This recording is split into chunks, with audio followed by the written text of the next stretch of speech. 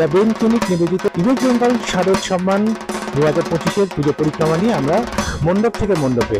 এই মুহূর্তে আমরা দাঁড়িয়ে আছি যোধপুর পার্ক 95 পল্লী শারদ উৎসব কমিটির একেবারে পূজা মণ্ডপের সামনে।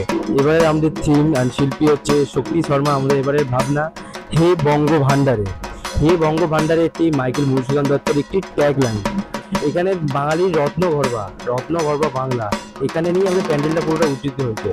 সামনে আমরা দেখি আমরা পশ্চিমবঙ্গের ম্যাপ, যেখানে বাঙালির বীর সন্তানদের ছবি রয়েছে, রবীন্দ্রনাথ ঠাকুর, বিদ্যাসাগর, বিভিন্ন ধরনের বিভিন্ন বিশ্ব সংগ্রামীরা আছে।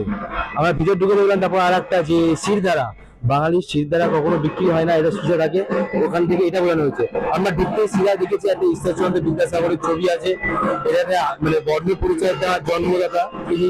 আবার ঢুকতে আর একটা জিনিস দেখেছি আমরা, এই জিনিসটা যেটা পশ্চিমবঙ্গের ম্যাপ আছে, এটা সেখানে সিন্ধুক করা আছে। মায়ের সঙ্গে আমাদের রত্নগর্ভা মানে নারীর টান থাকে না, সেই নারীর টানটা বোঝাতে চেয়েছি। এবং এই নারীর টানটা হচ্ছে যেটা বোঝাতে চেয়েছি মা এবং নারীর টান।